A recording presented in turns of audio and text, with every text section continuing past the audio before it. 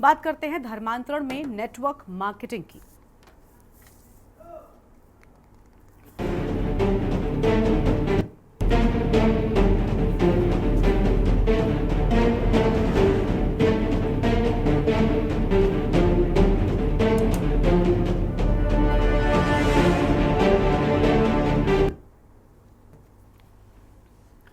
धर्मांतरण एक ऐसा दीमक है जो हमारे देश को भीतर ही भीतर खाता जा रहा है। भारत हमेशा हिंदू, मुस्लिम, सिख, ईसाई हम सब भाई भाई का तालमेल बनाए रखता आ रहा था, लेकिन कई राज्यों से धर्मांतरण की सच्चाई बिल्कुल चौंकाने वाली है। बता दें कि कुछ ताजे मामले मेरठ, कानपुर, गाजियाबाद, बाराबंकी और अयोध्या से सामने आए हैं। कई जगहों पर धर्मांतरण कराने की नेटवर्क मार्केटिंग की तरह लोगों को ट्रेनिंग भी दी जाती है ताकि लोगों को एक धर्म से दूसरे धर्म में कैसे जोड़ा जा सके। मेरठ में धर्मांतरण नेटवर्क मार्केटिंग की तरह हो रहा था। जिसने ईसाई धर्म अपनाया उसे नए मेंबर जोड़ने का टास्क देते हैं। धर्मांतरण कराने वाले फादर चमत्कारी राख देते थे जिससे बीमारी दूर हो जाती थी। इस गिरोह में अब तक 300 से ज्यादा लोगों का धर्मांतरण कराया भी जा चुका है। स्थानीय लोगों की शिकायत पर पुलिस की छापेमारी के दौरान मामले का पता चल सका है। वहीं उत्तर प्रदेश में कई जिलों में ईसाई मिशनरियों के द्वारा लालच देकर धर्मांतरण कराए जाने के मामले सामने आए हैं। गाजियाबाद हो, कानपुर हो और मोदीनगर जैसे क्षेत्रों में बड़े पैमाने पर ये गतिविधियां चल रही हैं। गाजियाबाद में मिशनरियों पर विदेशी फंडिंग के साथ नौकरी और इलाज का लालच देकर सैकड़ों लोगों का धर्मांतरण करने का आरोप है और कानपुर में 10,000 रुपयों का लालच देकर धर्मांतरण का प्रयास करने की खबरें भी सामने आई हैं, जहां पुलिस ने कई आरोपियों को गिरफ्तार भी किया है। मोदीनगर में भी नौकरी और शादी का लालच देकर लोगों को ईसाई धर्म अपनाने के लिए प्रेरित करने का मामला उजागर हुआ है। बाराबंकी जिले के कोठी थाना क्षेत्र नरोत्तमऊ मजरे असौरी गांव से ग्रामीणों के साथ धर्म परिवर्तन का खेल किया जा रहा था।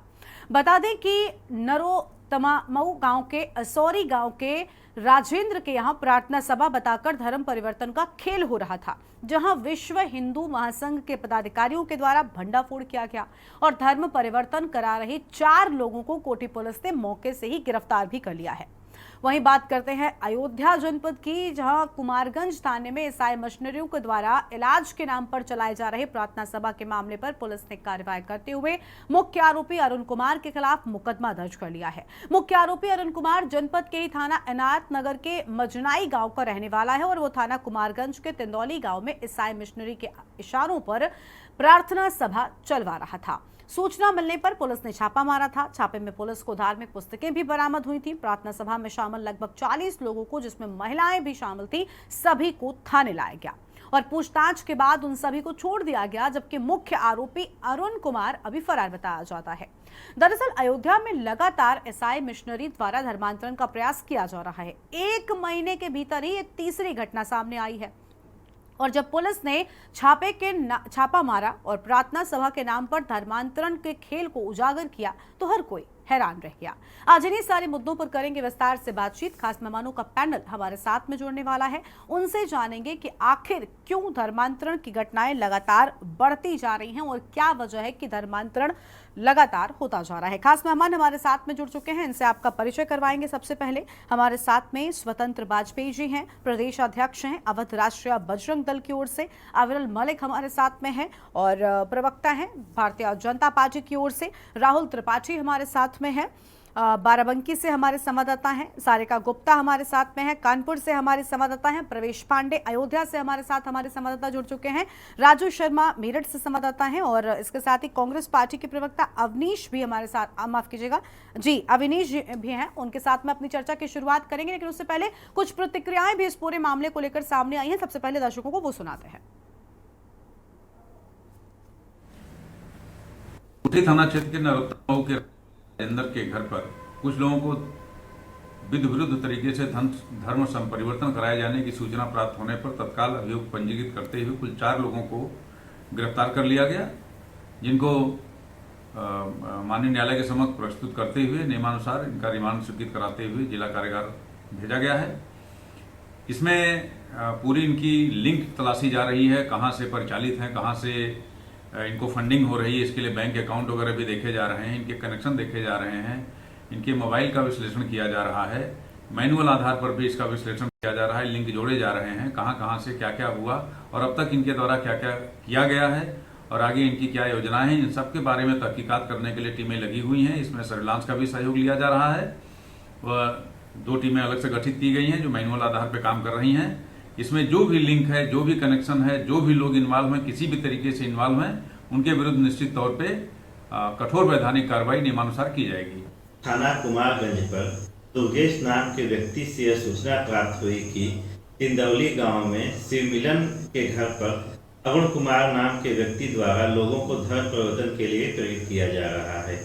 इस सूचना पर तत्काल स्थानीय पुलिस ने दबिश देकर एक व्यक्ति को हिरासत में लिया जो महिलाओं और पुरुषों को धर्म विशेष के प्रति भड़काते हुए ईसाई धर्म में परिवर्तन के लिए दबाव बना रहा था। मौके पर पुलिस ने आपत्तिजनक साहित्य भी बरामद किया है। इस संदर्भ में तत्काल अभियोग पंजीकृत कर अब आवश्यक विधिक कार्रवाई की जा रही है। जल्द ही इनके बारे में यह भी पता लगाया जाएगा कि ये कहां से प्रेरित थे और इनके पीछे किसका हाथ।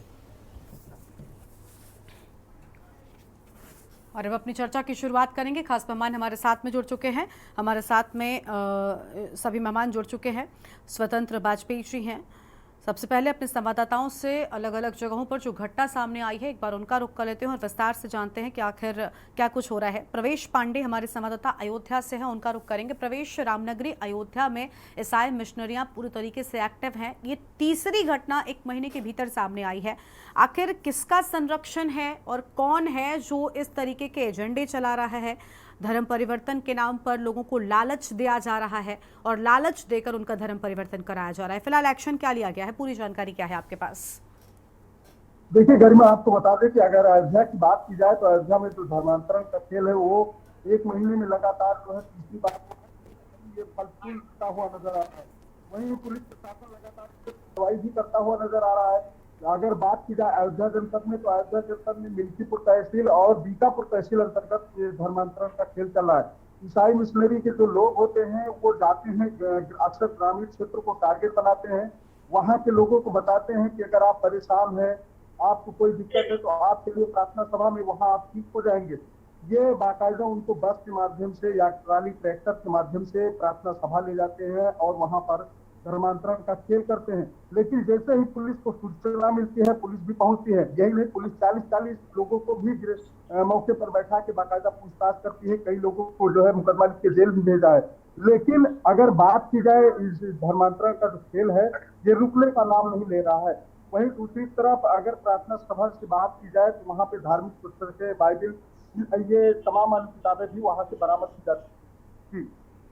बिल्कुल, साफ तौर पर हम देख पा रहे हैं कि अलग अलग जगहों से इस तरीके की घटनाएं सामने आ रही हैं। हमारे साथ में कुछ और संवाददाता भी हैं। राजू शर्मा मेरठ से हमारे साथ में जुड़ चुके हैं, उनका रुख कर लेते हैं। मेरठ में क्या अपडेट है राजू? इस तरीके के कितने जो गैंग्स हैं वो एक्टिव हैं? बिल्कुल गरिमा, देखिए मेरठ की अन्य जो जिलों की बात करें तो वहां पर भी ये धर्मांतरण का जो खेल है वो लगातार जारी है। मेरठ में भी इस बार जो घटना हुई है वो चौथी बार घटना हुई है। अब से पहले भी इसी एरिया में जिस जगह कंकड़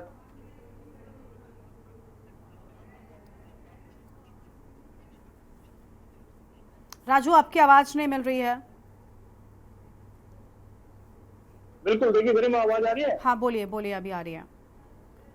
गरिमा, मेरठ के कंकरखेड़ा थाना क्षेत्र में ये पूरा भंडाफोड़ हुआ है। ईसाई मिशनरी जो चलाई जा रही थी उसका भंडाफोड़ किया गया है। अब से पहले भी यहाँ पर कई बार इस तरह की घटनाएं हो चुकी है। पूरी जो साजिश है धर्मांतरण की वो मेरठ में रची जा रही थी, जिसका भंडाफोड़ स्थानीय लोगों और जो हिंदू संगठन के लोग थे उन्होंने किया। पकड़कर बाकायदा पुलिस को सूचना दी। सूचना पर पुलिस मौके पर पहुंची और वहां पर जब पुलिस पहुंची तो पुलिस को 50 से अधिक जो लोग हैं, जो महिलाएं हैं, वो वहां पर प्रार्थना सभा में शामिल मिली। उसके बाद पुलिस सभी लोगों को पकड़कर थाने ले गई और वहां उनसे पूछताछ की गई। ये पूरा खेल काफी लंबे समय से चल रहा था। प्रार्थना सभा की आड़ में धर्मांतरण का जो बड़ा खेल है वो किया जा रहा था। सिर्फ दावे किए जा रहे थे बीमारी ठीक करने के, जो उनकी आर्थिक स्थिति खराब है उसको दूर करने के बड़े दावे गरिमा यहाँ पर किए जा रहे थे। कोई पहली बार नहीं हुआ, आपसे पहले भी कई बार इस तरह की घटना हो चुकी है। सबसे बड़ी बात देखिए गरिमा ये है, हमें समझना पड़ेगा कि ये जो लोग हैं तमाम इस तरीके के धर्मांतरण कराने वाले मिशनरी जो लोग होते हैं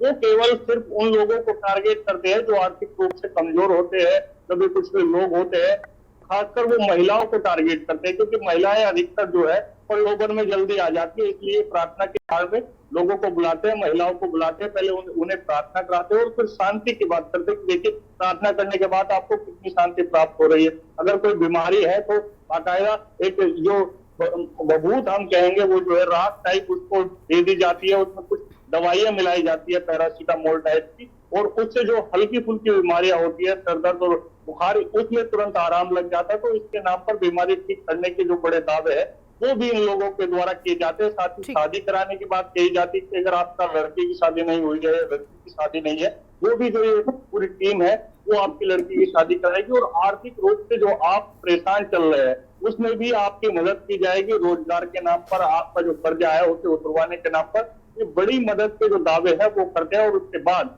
उन्हीं सभी लोगों को जिनको लुभा कर लाया जाता है उनको धर्म परिवर्तन कराकर ईसाई बना दिया जाता है। ये कोई पहली बार नहीं हुआ, पूरे देश में ये पूरी जो एक टीम है ईसाई मिशनरी की वो काम कर रही है धर्मांतरण कराने का। बड़ी जो संख्या है अपनी वो बढ़ाने की जो प्रयास है इनका वो लगातार जारी है। और मेरठ में भी यही काम चल रहा था। अन्य लोगों ने, हिंदू संगठनों के लोगों ने भंडाफोड़ किया और पुलिस से उन तमाम लोगों को गिरफ्तार करा दिया। पुलिस ने गिरफ्तारी की और पूछताछ के बाद कई लोगों को जेल भी भेजा है और अब से पहले भी इस तरह की कई घटनाएं सामने आ चुकी है। और लगातार ये जो पूरा प्रयास है ईसाई मिशनरी के जो तमाम लोग होते हैं, पूरी टीम होती है उनकी, वो अभी लगातार जारी है अलग अलग। ठीक है, आपके पास में लौटेंगे। हमारे साथ में कुछ और संवाददाता हैं, उनका रुख करेंगे। राहुल त्रिपाठी हैं, बाराबंकी से हमारे संवाददाता हैं। राहुल, बाराबंकी में क्या मामला सामने आया है? किस तरीके से धर्मांतरण कर लोगों को बहलाया फुसलाया जा रहा है, उसके बाद उनका धर्मांतरण कराया जा रहा है? बताया जा रहा है कि अलग अलग जगहों पर रुपयों का, शादी का लालच दिया जाता है। ये देखिए, ये बाराबंकी के कोठी थाना का मामला है। एक हफ्ता पहले का ये मामला था, जहां नरोत्तम गांव में एक व्यक्ति के घर पर कैंसर का इलाज करने के नाम पर गांव के आसपास के उन लोगों को जो थोड़ा सा आर्थिक रूप से कमजोर है उन्हें इकट्ठा करके प्रार्थना सभा के नाम पर बुलाया गया था। इसकी जानकारी विश्व हिंदू महासभा के पदाधिकारियों को जब हुई तो उन्होंने वीडियोग्राफी करते हुए उस प्रार्थना सभा में वो प्रवेश किए। तो वहाँ स्पष्ट वीडियो में आप देख सकेंगे कि उसमें उन सभी के हाथ में, जो 4 लोग वहाँ मौके पर बैठे थे प्रार्थना सभा के नाम पर, उनके हाथ में कुछ धार्मिक पुस्तकें थी जिससे वो धर्म परिवर्तन कराने के, प्रार्थना सभा के नाम पर धर्म परिवर्तन करा भी रहे थे। और उनको मौके पर पकड़ा गया, वहाँ पुलिस भी पहुंची। और क्योंकि ये मामला हाईलाइट हुआ तो पुलिस अधीक्षक ने इस मामले में 3 अलग अलग टीमें बनाई है। 4 लोगों की गिरफ्तारी की गई और वहां से भारी संख्या में ऐसे धार्मिक पुस्तकें भी बरामद की गई। अब पुलिस ऐसे लिंक्स को तलाश रही है जो इन लोगों की फंडिंग करते हैं, क्योंकि ज्यादातर ऐसे मामले, अभी पिछले 1 साल के आंकड़े देखा जाए तो ये 5वां मामला करीब करीब है। इसके पहले एक पति पत्नी पकड़े गए थे हैदरगढ़ थाना क्षेत्र में, जिनके यहाँ से करीब करीब 200 धार्मिक पुस्तकें बरामद हुई। और अगर सूत्रों की माना जाए तो अभी भी इस तरह के खेल कहीं ना कहीं चल रहे हैं। इसमें ज्यादातर उन लोगों को टारगेट किया जाता है जो आर्थिक रूप से कमजोर होते हैं या फिर शैक्षिक रूप से कमजोर हो रहे हैं। उनको इलाज के नाम पर, प्रार्थना सभा के नाम पर उनको अलग अलग लालच देकर, कहीं किसी के पैसे से मदद करने के नाम पर, ज्यादातर देखा जाता है कि किसी के घर में बेटी की शादी है और पैसे से कमजोर आदमी है, उसको अपने यहाँ बुलाने को कहते हैं, उसके रिश्तेदारों को बुलाते हैं, उसके यहाँ इस तरह का 2 आदमी 1 आदमी जाते हैं और उसी में मदद करने के नाम पर धर्म परिवर्तन भी करा देते हैं। तो इस बार पुलिस विभाग के द्वारा ऐसे लोगों की जांच की जा रही है, इनके मोबाइल्स भी खंगाले जा रहे हैं और इनके लिंक्स निकाले जा रहे हैं कि इनकी फंडिंग कहाँ से आ रही है। ठीक है। कानपुर से हमारे साथ हमारी संवाददाता सारिका गुप्ता भी जुड़ चुकी हैं। सारिका, कानपुर में स्लम एरियाज के लोगों को टारगेट किया जा रहा है, उन्हें रुपयों का लालच दिया जा रहा है। बताया जा रहा है कई जगहों पर 10,000 रुपयों का लालच देकर कई लोगों को धर्म परिवर्तन कराया गया। इन लोगों पर कोई एक्शन हुआ क्या? कैसे पकड़ में आए ये लोग और फिलहाल क्या अपडेट है आपके पास?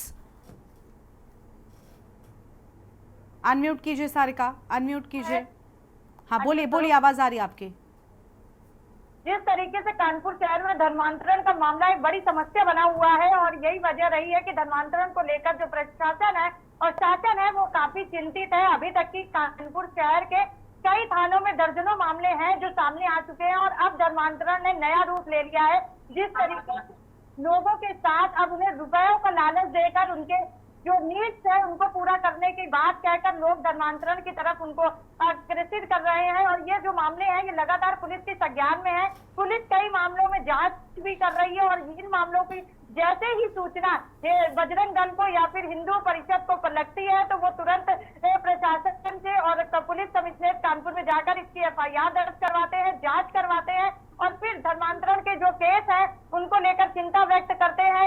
जो उनके आरोपी होती हैं उनको जो है ना सजा दिलाने की कार्रवाई करी जाती है और जो इस गिरफ्त में फंस जाती है। बहुत सी ऐसी लड़कियां हैं जिनको के साथ दुष्कर्म भी हुआ है धर्मांतरण के नाम पर, उसके बाद उनसे कहा जाता है कि वो धर्म परिवर्तन कर रहे, तो ऐसी लड़कियों को निजात भी यहाँ पर जो है बजरंग दल के लोग और विश्व हिंदू परिषद के लोग करते हैं। अभी तक की जो दर्जनों मामले यहाँ पर थानों में दर्ज हैं, उनको लेकर जांच चल रही है। लगातार इस तरीके के जो मामले हैं कानपुर शहर में सामने आते रहते हैं और जांच जो है वो लगातार चल रही है। कहीं न कहीं जांच जिन मामलों में पूरी हो गई है, तो उन मामलों जो दोषी है उनको सजा भी हो ठीक है। चुकी है और जो पीड़ित है उनको न्याय भी मिल चुका है। ठीक है, चलिए आपका रुख करेंगे। कानपुर शहर की स्थिति यह है कि जिस तरीके से लगातार ठीक है सारिका, लौटेंगे आपके पास में। हमारे साथ में कुछ खास मेहमान भी जुड़ चुके हैं, अब उनके पास चलते हैं। हमारे साथ में स्वतंत्र वाजपेयी जी हैं, प्रदेश अध्यक्ष अवध राष्ट्रीय बजरंग दल, और हमारे साथ में है अविरल मलिक जी, प्रवक्ता बीजेपी की ओर से। बहुत स्वागत सर आप दोनों का हमारे कार्यक्रम में। आपने सभी जगहों की अलग अलग घटनाओं का जिक्र भी सुन लिया है, सभी संवाददाताओं की ओर से बताया गया कि किस तरीके से धर्मांतरण का जो खेल है वो लगातार बढ़ता जा रहा है। पहले बीजेपी के प्रवक्ता अविरल जी का रुख कर लेंगे। अविरल जी, आखिर क्यों लगाम नहीं लग पा रही है? एक तरफ भारत उस विचारधारा वाला देश है जहां पर सभी धर्मों के लोगों को एक बराबर मान सम्मान और प्यार दिया जाता रहा है। हमें बचपन से ही ये सिखाया जाता है कि हिंदू मुस्लिम सिख ईसाई सब भाई भाई, ये पढ़कर हम बड़े होते हैं। लेकिन बावजूद इसके कुछ लोग ऐसे होते हैं जो धर्म परिवर्तन कराते हैं। रुपयों का लालच दिया जा रहा है, एजेंडा सेट है, शादी कराने का लालच दिया जा रहा है, बीमारी का लालच दिया जा रहा है, अंधविश्वास फैलाया जा रहा है। इन पर एक्शन क्यों नहीं हो पा रहा है और मजबूत एक्शन क्यों नहीं हो पा रहा है? एक तरफ तब जब बीजेपी की सरकार है जो बड़ी मजबूती के साथ के दावा करती है कि इस तरीके की घटनाएं हम नहीं होने देंगे और लगाम लगाएंगे, बावजूद इसके आपने देखा 1 महीने के भीतर अयोध्या में 3 घटनाएं हो गई। कानपुर में 10,000 रुपयों का लालच देकर लोगों को, स्लम एरियाज के लोगों को टारगेट किया जा रहा है। जी ये बहुत दुखद है, बहुत निंदनीय है। और जिस प्रकार से जहां तक बात है धर्मांतरण की, धर्म परिवर्तन की, जिस प्रकार से जबरन धर्म परिवर्तन कराया जाता है, ये बहुत दुखद है। संविधान कहाँ इन्हें इजाजत देता है कि धर्म परिवर्तन कराया जाए? कौन सा कानून इन्हें इजाजत देता है कि धर्म परिवर्तन कराया जाए?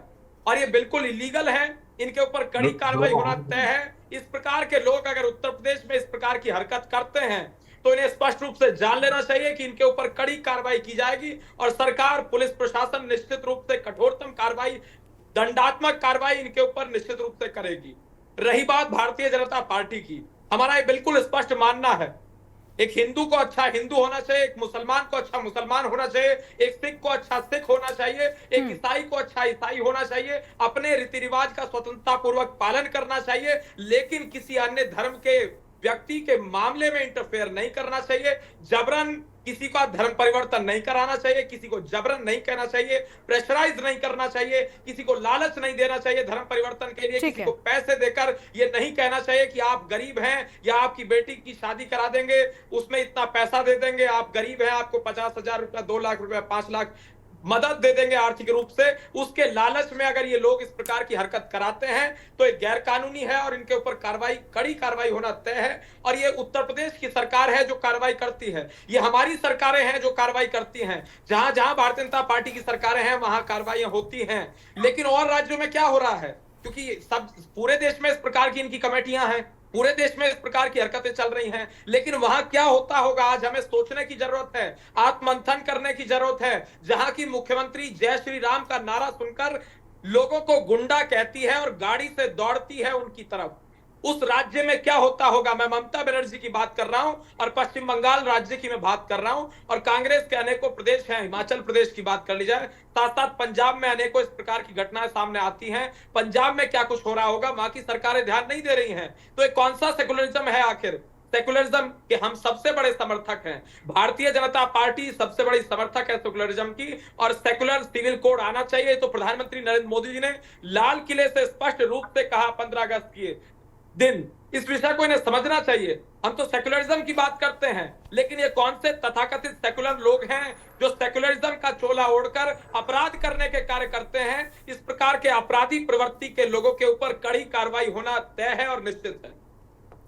बिल्कुल, देखिए आपने कहा कि सारी बातें आपने बताई कि ये नहीं होना चाहिए, बिल्कुल ठीक कहा आपने कि ऐसा नहीं होना चाहिए, किसी भी धर्म को ये कराने की इजाज़त भी नहीं हो, और ना ही जितना हमें सिखाया गया है वो ये कि कोई भी धर्म इसकी इजाज़त देता है और कोई भी धर्म ये सिखाता है कि लोगों को बढ़ाया जाए। इस पर आगे हम चर्चा करेंगे, लेकिन उससे पहले एक छोटे से ब्रेक के लिए यहाँ पर रुकेंगे, कहीं मत जाएगा, ब्रेक के बाद चल लौटेंगे। ब्रेक के बाद आप सभी का स्वागत है। बात कर रहे हैं धर्मांतरण में नेटवर्क मार्केटिंग की। देखिए, अलग अलग जगहों से खबरें सामने आ रही हैं। हमने देखा किस तरीके से महीने के भीतर ही 3 घटनाएं अयोध्या में सामने आ गई। कानपुर हो या बाराबंकी, सभी जगहों पर इस तरीके की घटनाएं सामने आई। स्वतंत्र वाजपेयी जी हमारे साथ में हैं, प्रदेश अध्यक्ष हैं अवध राष्ट्रीय बजरंग दल की ओर से। बहुत स्वागत सर आपका भी। स्वतंत्र जी, आखिर क्यों इस तरीके की घटनाएं बढ़ती जा रही हैं? एक तरफ सरकार भी भरसक प्रयास कर रही है कि ऐसी घटनाएं ना हो और सख्त एक्शन भी लिया जा रहा है, लेकिन बावजूद इसके मानने को तैयार नहीं। और सबसे ज्यादा घटनाएं भी अगर हम देखें तो ईसाई मिशनरियों की ओर से ही हमने देखा है, अलग अलग जगहों पर इस तरीके की घटनाएं पकड़ में आती हैं। एक बड़ा एजेंडा चलता है। कितनी ऐसी घटनाएं हैं, मैंने खुद बताया, जहां पर 10,000 रुपए का लालच दिया गया, किसी को शादी का लालच दिया गया। इतना ही नहीं, कई जगहों पर तो बाइक देने का भी लालच दिया जाता है। अब आप समझिए कि रुपये पैसों का लालच देकर किसी के धर्म का परिवर्तन कराया जा रहा है। इसके पीछे लोगों की मानसिकता क्या हो सकती है और लगाम कैसे लगेगी इन हरकतों पर? जय श्री राम। मेरी आवाज आ रही है आपको? जी, आपकी आवाज आ रही है, बताइए।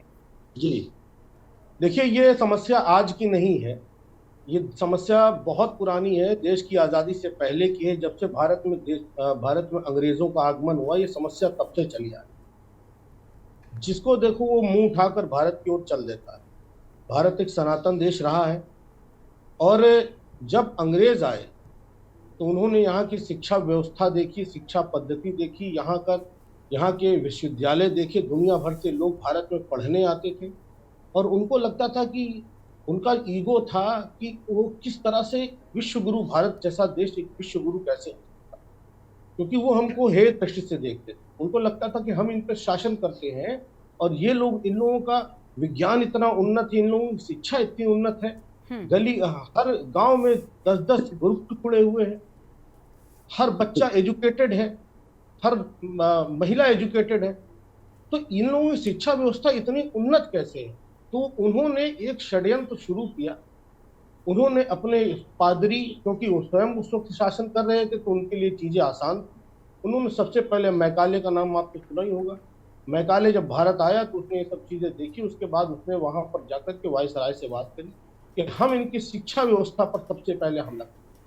तो उन्होंने सबसे पहला काम किया, हमारे यहाँ की जो ईसाई मिशनरियों का काम शुरू किया। यहाँ के जो चर्च है वो एक्टिव हुए और उन्होंने सबसे पहले हमारी शिक्षा व्यवस्था पर हमला किया, हमारे गुरुकुलों को समाप्त करने का प्रयास किया। और धीरे धीरे विश्वविद्यालय, धीरे धीरे स्कूल ऐसे डेवलप किए और सरकारी नौकरियों में उसी शिक्षा पद्धति को लागू किया कि जिससे हम लोग अपने आप को, हमारे गुरुकुल से पढ़े बच्चे अपने आप को अशिक्षित महसूस करें और इनके विद्यालयों से पढ़े बच्चे अपने आप को शिक्षित महसूस करें। आज भी देख लीजिए वही हाल है। आज कोई बहुत अंतर नहीं है। आज हमारे यहाँ चाहे बच्चा कितना भी शिक्षित हो, अगर वो अच्छी अंग्रेजी बोलना नहीं जानता है तो लोग उसको हेय दृष्टि। और वहीं एक बच्चा जो है, चाहे उसको कुछ आता हो चाहे ना आता हो, अगर वो अच्छी अंग्रेजी बोलता है तो समाज उसको बहुत अच्छी भावना से देखता है, कितना पढ़ा लिखा है। भले उसको गणित ना आती हो, भले उसको विज्ञान ना आता हो, भले उसको भूगोल ना आता हो। लेकिन यही एक बहुत बड़ा दुर्भाग्य है, यहीं से इस चीज का जन्म हो। दूसरी सबसे बड़ी बात शिक्षा व्यवस्था की बात हो गई। दूसरा विषय यह है कि ये सबसे ज्यादा क्या करते हैं, गरीब लोगों को, निर्धन लोगों को सबसे ज्यादा टारगेट करते हैं। हिंदू समाज में ही क्यों ये सारी सेवा, मैं ये भी पूछना चाहता हूँ। ये और किसी समाज में जाकर के क्यों नहीं सेवा का काम? क्या सारे गरीब हिंदू समाज में ही? क्या मुस्लिम समाज में गरीब लोग नहीं है? दुनिया के 49 देश है, उसमें जाकर के क्यों ये सेवा भाव नहीं करते? कारण सीधा है कि अगर ये वहां जाकर के सेवा करेंगे तो इनको कायदे से मेवा दें। हिंदू समाज सबसे ज्यादा सहिष्णु है। इसके कारण जिसको देखो मुंह उठा करके यहाँ चला आता। मैं इस वक्त ईसाइयों की बात हो रही तो मैं सिर्फ ईसाइयों की बात करूंगा। सीधी सी बात है, एक बहुत बड़े कवि हैं बाराबंकी के, अनिल बौझड़ जी, उन्होंने लिखा है कि तुम आपन मनाओ क्रिसमस और हम आपन मनाई होली। तुम आपन मनाओ क्रिसमस, हम आपन मनाई होली, न तुम हमसे वालो न हम जी। हिंदू समाज इसी फार्मूले पे काम करता है। वो किसी को डिस्टर्ब नहीं करता है। वो अपने धर्म का अर्थ क्या हो, ये धर्म की बात करते हैं, ये धर्म की बात करते हैं। धर्म का अर्थ क्या होता है? धर्म का अर्थ होता है जिसको धारण किया जा सके, जिसको अपनाया जा सके। धर्म एक संस्कृति होती है जिसके द्वारा समाज, एक व्यवस्था होती है, एक तंत्र होता है जिसके द्वारा समाज सुचारू रूप से संचालित हो। ये कैसा धर्म है कि तुम हमको आके बता रहे हो कि भैया तुम हम अपने पापा को पापा कह रहे हैं और तुम भी हमारे पापा को पापा कह रहे हो? अरे भाई क्यों? तुम्हारे पिताजी होंगे अच्छे, होंगे पैसे वाले, तो इसका ये अर्थ थोड़ी ना है कि हम तुम्हारे पिताजी को पिताजी कहने लगे। ये कौन सी भावना है? ये कैसा धर्म है? मैं तो इसको धर्म ही नहीं मानता। अगर ये धर्म का मूल ये है तो वो धर्म धर्म नहीं, अधर्म है। और धर्म तो वैसे एक ही है, सनातन धर्म। और ये इसीलिए जो है ये क्या करते हैं, गरीबों के पास जाते हैं। जो नट, मैंने तो बहुत सारे नटों को देखा है, बेचारे नट जो खाना बदोश होते हैं, जो इस तरह से करतब दिखा करके और लोहे की सामग्री बना करके जो है काम करते हैं, उनके बस्तियों में जाते हैं, क्योंकि बेचारे पढ़े लिखे नहीं होते, गरीब होते बिल्कुल, हैं। इनका टारगेट बांट ही अशिक्षित जो सीधे साधे भोले भाले लोग होते हैं उनको अपने झांसे में फंसाकर उन्हें उनकी मजबूरी का, उनकी गरीबी का फायदा उठाकर उन्हें जोड़ने का होता है। एट एनी कॉस्ट पे काम करते हैं। मैं तो खुला बोल रहा हूँ, एट एनी कॉस्ट।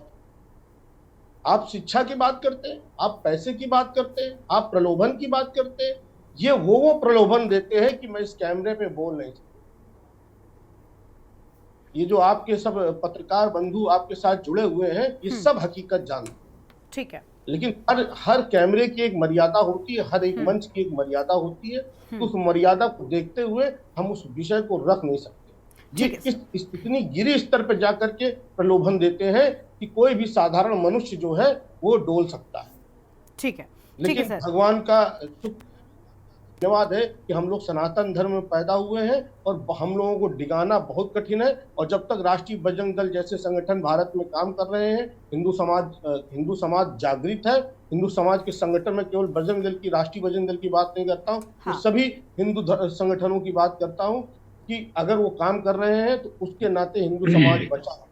ठीक है सर, आपके पास में लौटेंगे। ठीक है, ठीक है, आपके पास में लौटेंगे और विस्तार से इस पर बातचीत करेंगे। प्रवेश के पास एक बार फिर से चलते हैं। प्रवेश, प्रशासन ने पूरे मामले पर क्या सख्त एक्शन लिया है? क्योंकि अगर एक महीने में 3 घटनाएं आ रही हैं तो इससे बिल्कुल साफ हो जाता है कि एक लंबे वक्त से पूरी प्रक्रिया चल रही थी, लोगों को तलाशने की प्रक्रिया होती है, ये एक लंबा प्रोसीजर होता है। आखिर पहले क्यों इन लोगों पर नजर नहीं गई? अयोध्या जैसी नगरी में इस तरीके की घटनाएं हो रही है, एक लापरवाही प्रशासन की भी हम इसे कह सकते हैं। बिल्कुल गर्मा, एक तरफ से प्रशासन की लापरवाही भी कहा जा सकता है, लेकिन दूसरी तरफ प्रशासन की कार्रवाई है वो भी सजग मानी जा रही है, क्योंकि ये 1 महीने में तीसरी बार घटना है। लेकिन वही पुलिस को जैसे सूचना मिलती है, लगातार पुलिस वहाँ घटनास्थल पहुंचती है, लोगों को जो है तुरंत वहाँ जो है जो बुकें होती है, धार्मिक पुस्तकें होती है, उसको अपने कब्जे में लेती है और लोगों से पूछताछ करने के बाद जो ये पूरा खेल करते हैं उनको भी गिरफ्तार करके मुकदमा लिख के जेल में भेजती है। दूसरी तरफ अभी अयोध्या में अगर बात करें तो अयोध्या में 2 तहसीलों में ऐसा खेल चल रहा है, जो चाहे बीतापुर हो चाहे मिल्कीपुर हो। ये मिल्कीपुर की पहली घटना है, इसको पहले लगातार बीतापुर में ऐसा हो रहा था। लेकिन अब पुलिस इसके साथ साथ गिरफ्तार किया, जेल भेजा, उससे पुलिस जो है उसी पे नहीं बैठी है। अब पुलिस का कहना ये है कि अब इसके गिरोह तक जाएंगे। ये कहाँ से इसकी शुरुआत हो रही है, कौन कौन लोग इसमें शामिल हैं, उन लोगों को गिरफ्तार करने के लिए टीमें बनाई गई है और बहुत जल्द इसका खुलासा भी किया जाएगा। ठीक है, ठीक है, आपके पास में लौटेंगे। बहुत जल्द उम्मीद है कि खुलासा हो और इसके साथ ही ऐसे लोगों पर कड़ी कार्रवाई भी की जाए ताकि दोबारा कोई इस तरीके का कृत्य करने की हिम्मत न जुटा सके।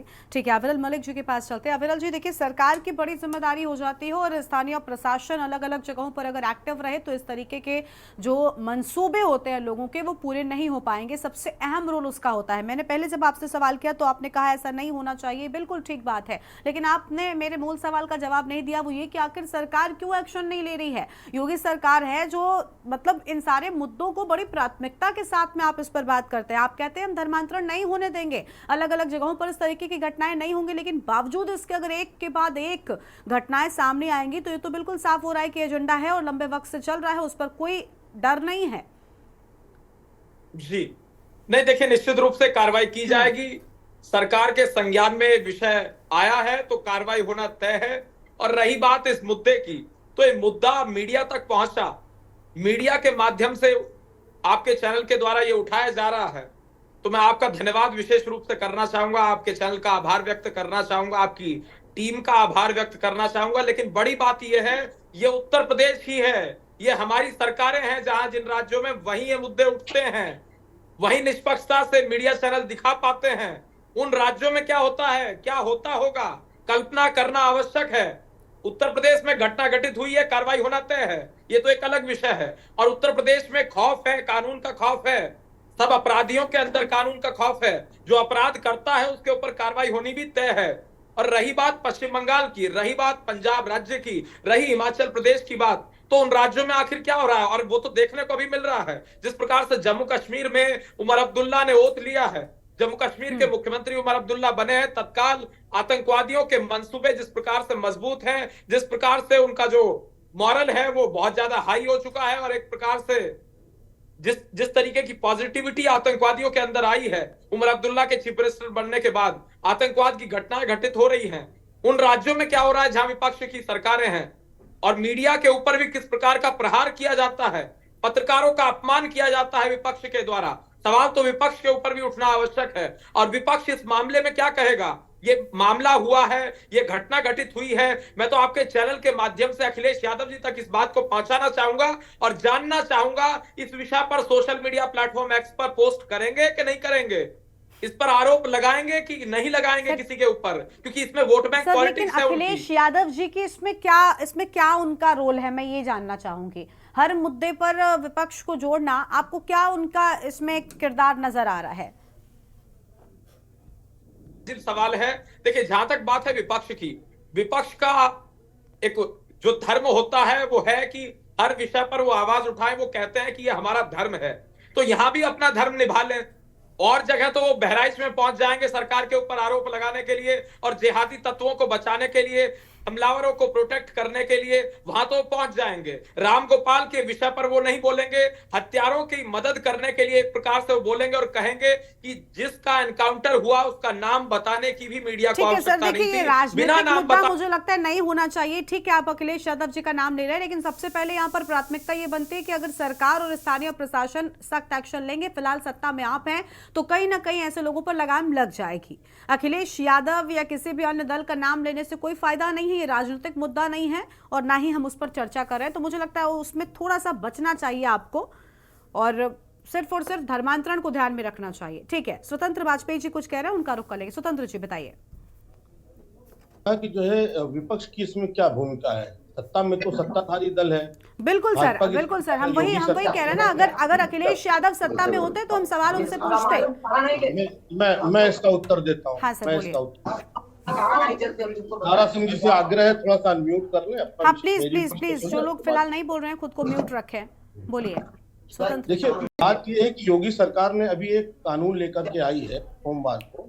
हाँ। उत्तर प्रदेश विधि के अंतर्गत उसने धर्मांतरण पर जो है ये बात रखी है कि जो है एक कानून बनाया है जिसका विरोध माता प्रसाद पांडे जो विपक्ष के नेता हैं, नेता सदन है वहां पर उत्तर प्रदेश विधानसभा में, उन्होंने खुलकर विरोध किया।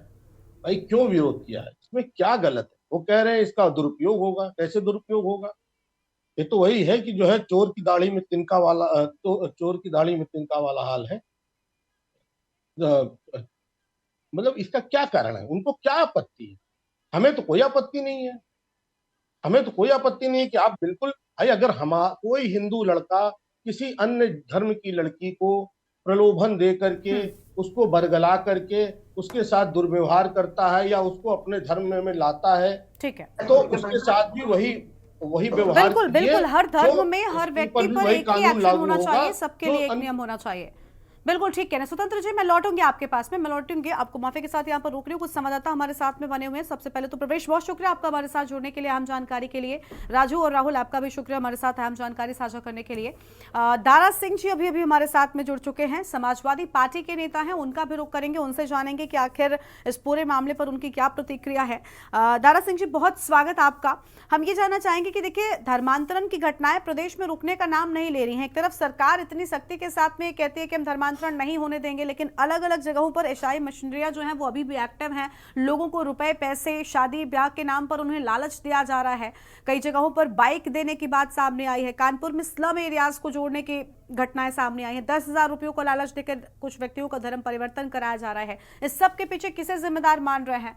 क्या प्रशासन एक्टिव नहीं है, उतना सख्त एक्शन नहीं हो रहा है, ये वजह है कि ये मिशनरियां एक्टिव हो गई हैं? ये जो गैंग है, जो इनका एजेंडा है, वो उतनी मजबूती के साथ में चल रहा है? लापरवाही किसकी है? कैसे रुकेंगी ये घटनाएं? आपको नमस्कार। बात देखिए, धर्म जो हो रहा है परिवर्तन को लेकर, ये कहीं ना कहीं सरकार की लापरवाही है। इसमें जो है सीधा सीधा आप देख लीजिए, या तो वो धर्म परिवर्तन इसलिए करते हैं कि उनको ये एक हो चुका है कि उनके अंदर खौफ बैठा हुआ है, डर बैठा हुआ है कि हमारी सुरक्षा कौन करेगा। क्योंकि भारतीय जनता पार्टी जो है वो पिछले 7 वर्षों से जो जो वादे करती रही वो खोखले हुए। उनके जो है विधायक तक के सुरक्षित नहीं है, इनके एमएलसी नहीं है।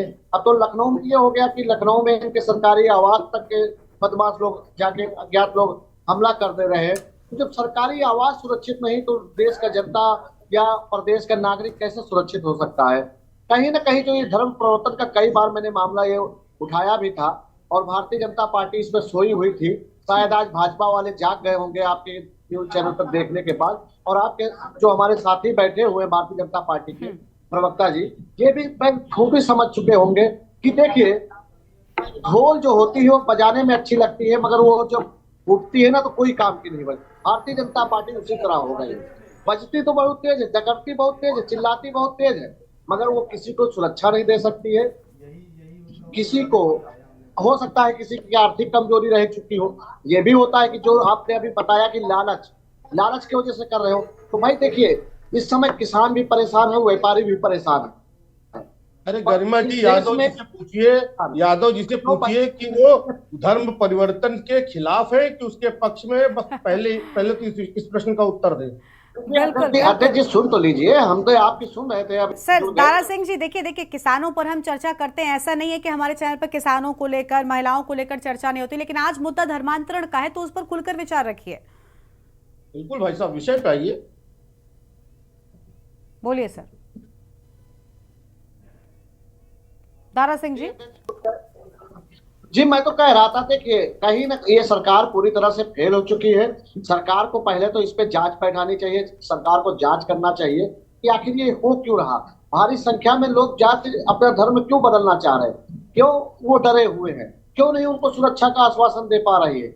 इसलिए क्योंकि पूरा देश जान चुका है कि भाजपा जो है सिर्फ एक काम कर पा रही है, वो है नफरत फैलाना। जो ये कह रहे हैं कि हिंदू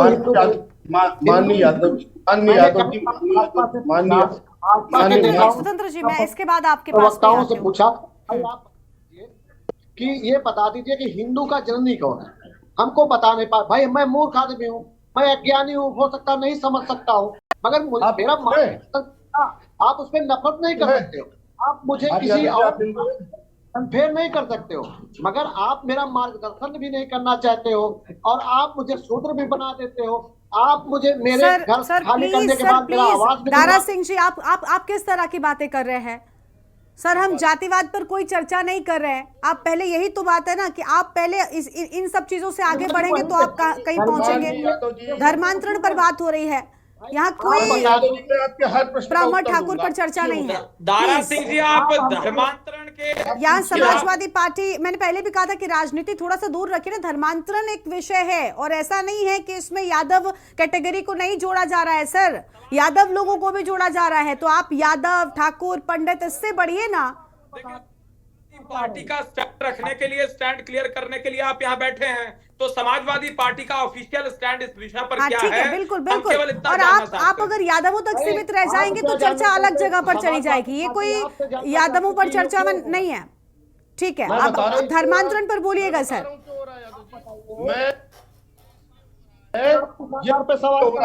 ठीक है, एक देखिए, स्वतंत्र जी प्लीज आप शांत हो जाइए। अवरल जी आप भी शांत रहिए। दारा सिंह जी को कंप्लीट करने दीजिए, सब लोग एक साथ बोलते हैं, आवाज नहीं आती है। ठीक है, जल्दी से कंप्लीट करिए सर। आखिर उनको क्यों नहीं रोक पा रहे हैं? यादव जी, सचमुच जानना चाहते हैं आप? सर जल्दी से कंप्लीट करिए, फिर स्वतंत्र जी के पास हम जाएंगे। नहीं गरिमा जी, क्या दो प्रवक्ता बैठे हैं क्या भाजपा की तरफ से? नहीं, मैं हिंदुओं का प्रवक्ता हूँ, सर, हिंदू समाज का प्रवक्ता सर हूँ। प्लीज देखिए देखिए, ये सब करके ना वक्त बर्बाद होता है। ठीक है, आपके पास हम लौटेंगे। स्वतंत्र जी आप बोलिए, बोलिए। तो चलिए कोई भी जवाब दे दे, बता दीजिए कि आखिर भारी संख्या में धर्म परिवर्तन दारा सिंह जी माफी चाहती हूँ, लेकिन मैं भी आपसे ये सवाल पूछ सकती हूँ कि आप समाजवादी पार्टी के नेता के तौर पर बैठे हैं या फिलहाल यादव जाति को रिप्रेजेंट कर रहे हैं? क्योंकि आपने आते ही यहाँ पर ये चीजें शुरू कर दी जो बिल्कुल गलत था। प्लीज तो उस चीज को कम से कम मान रखिए। आप स्वतंत्र जी आप बोलिए। मैं यादव जी के प्रश्नों का उत्तर देना चाहता हूँ। तो इनका सबसे बड़ी जिज्ञासा इनके अंदर ये है कि क्यों इस बड़ा सा इस प्रकार का परिवर्तन हो रहा है। देखिए, इतनी देर से हमको लगता है ये आपका प्रोग्राम नहीं देख रहे थे जब से कार्यक्रम शुरू हुआ है जी। कार्यक्रम में शुरू से यही बताया जा रहा है कि प्रलोभन दे करके लोगों को धर्म के नाम पे परिवर्तित किया जा रहा है। मुझे तो यही लगता है बड़ी देर से आपके सारे संवाददाता इसी विषय पे लगे हुए थे, अलग अलग जगह अलग अलग हमारी चर्चा आप भी बड़ी देर से कार्यक्रम की शुरुआत से ही, और कार्यक्रम का विषय भी यही है कि प्रलोभन के नाते जो है किस तरह से धर्म परिवर्तन हो रहे हैं। अब यादव जी की दूसरा प्रश्न कि हिंदू समाज का उद्भव कहां से हुआ। देखिए, अगर इस तरह का प्रश्न आप पूछेंगे तो मानी हुई बात है कि आपकी हिंदू धर्म में आस्था नहीं। क्यों यादव जी? यादव जी मैं इसलिए पूछ रहा हूँ कि भाई जब हमारे नेता जब मुख्यमंत्री आवास से निकाले गए तो भाई गौमूत्र से धुलवाया गया। सर हम चाहते हैं इसे राजनीतिक मुद्दों से हटकर चर्चा करी जाए। सवाल दारा सिंह जी आप, मैंने पहले भी कहा राजनीतिक मुद्दे पर हम नहीं आते हैं ना। अभी सपा बीजेपी से आगे बढ़ जाइए सर। जब धर्मांतरण हो रहा है ना, तो ये जो भी धर्मांतरण कराने वाले लोग हैं ये नहीं देखते कि समाजवादी पार्टी का व्यक्ति है या बीजेपी का व्यक्ति है या फिर यादव है, ठाकुर है, ब्राह्मण है। ये देख कर नहीं कराते धर्मांतरण। तो कम से कम इन चीजों को क्यों लेकर आ रहे हैं? इनके खिलाफ बोलना चाहिए दारा सिंह जी को। ये नहीं बोलना चाहते हैं, बोलिए। जो धर्मांतरण कराना चाह रहे हैं इनके खिलाफ बोलिए, इन मिशनरीज के खिलाफ बोलिए। दारा सिंह जी को सारी राजनीति सपा और यादवों को लेकर करनी है। वोट बैंक से लगाव है। ठीक है, स्वतंत्र जी जल्दी से कंप्लीट करिए। हाँ, आप ये मान के चलिए जब धर्मांतरण होगा दारा सिंह यादव करते हैं। मैं कहता हूं कि जो शोषित के साथ खड़ा होगा, जब किसी के साथ अन्याय खड़ा होगा तब समाजवादी पार्टी और दारा सिंह यादव खड़े होंगे, चाहे जिसके साथ अन्याय हो। ये जाति और राम गोपाल के साथ खड़े हैं कि नहीं खड़े हैं? चलिए ठीक है, हो गया सर। अविरल जी आप बोलिए। दारा सिंह जी और स्वतंत्र जी प्लीज शांत हो जाइए। देखिए, एक एक करके बोलेंगे तो ही सुन पाएंगे, अदरवाइज सिर्फ और सिर्फ समय बेकार जाएगा। अविरल जी आप बोलिए और प्लीज आप लोग बीच में मत बोलिएगा प्लीज। दारा सिंह जी प्लीज शांत हो जाइए। जब मैं आऊं आपके पास सिर्फ तब बोलिएगा। अविरल जी जल्दी से बोलिए, वक्त कम है।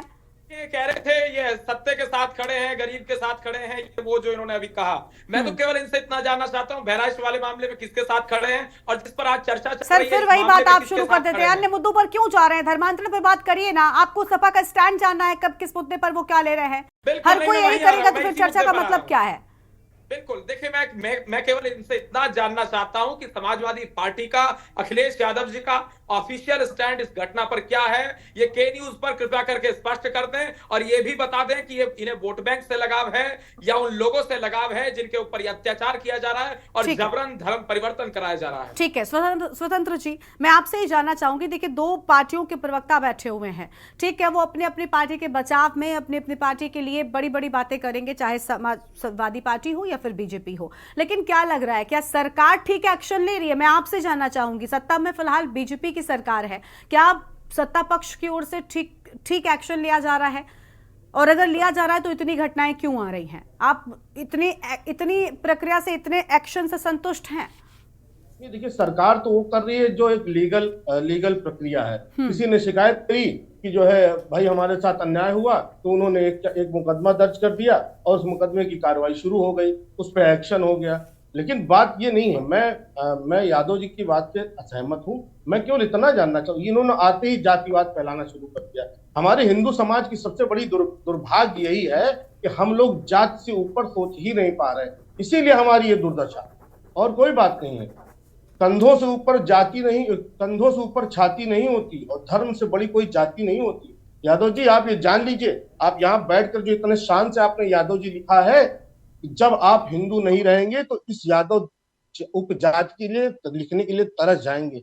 मुझे तो समझ में नहीं आता वो कैसे लोग हैं जो अपना धर्म बदल लेते हैं। मैं इससे ज्यादा और अभद्र कोई टिप्पणी नहीं करना चाहता, वरना अभद्रता हो जाएगी। मैं सीधी सी बात ये कहता हूं कि जो है अपने धर्म को बदलने का मतलब क्या हुआ? आपने, आपके माता पिता ने जो आपको विरासत दी, आप जिस परिवार में जन्म लिया, आपने जिस देश में जन्म लिया, आप उन्हें उसको बदल दिया सिर्फ थोड़े से लालच में। मेरी ये समझ में नहीं आता, क्या आपके पास सारे संसाधन समाप्त हो गए? सरकार क्या दे रही है उससे मुझे कोई मतलब नहीं। मैं ये कहता हूं समाज आपके लिए क्या कर रहा है? क्या धर्म बदलने के बाद आप मुंह दिखा पाते हैं? और आपको बता दूं जितने ईसाई मिशनरीज हैं, जैसे यादव जी कह रहे थे शोषित है शोषित है, अरे भैया शोषित तो केवल हम ही है, हिंदू समाज ही शोषित है। मुसलमानों में क्यों नहीं चला जाता है? क्यों? क्योंकि वो वहां उनके यहाँ सहिष्णुता नहीं है, वो अपने मजहब के साथ कोई समझौता नहीं करते। उनके मजहब को कोई एक टिप्पणी करेगा तो वो काट के फेंक देते हैं। हिंदुओं क्या है, हिंदू सहिष्णु है, वो बेचारा दया। ठीक है, देखिए उम्मीद यही है कि सरकार भी सख्त एक्शन लेगी और इस पूरे मामले में कम से कम राजनीतिक प्रवक्ताओं को, राजनीतिक दलों को भी राजनीति से ऊपर बढ़कर सोचना चाहिए, क्योंकि धर्मांतरण पर रोक लगनी ही चाहिए। किसी को भी रुपयों का लालच देकर उसकी जाति, उसके धर्म के साथ खिलवाड़ नहीं करना चाहिए। बहुत शुक्रिया आप सभी का हमारे साथ जुड़ने के लिए और चर्चा में आने के लिए। तो धर्मांतरण में नेटवर्क मार्केटिंग शुरू हो चुकी है, लोग रुपयों का लालच देकर अलग अलग जगहों पर धर्मांतरण की घटनाएं सामने आ रही हैं, जिन पर लगाम कब लगेगी ये देखना बहुत अहम होगा। इस बुलेटिन में इतना ही। आप देख रहे हैं के न्यूज़ इंडिया। नमस्कार।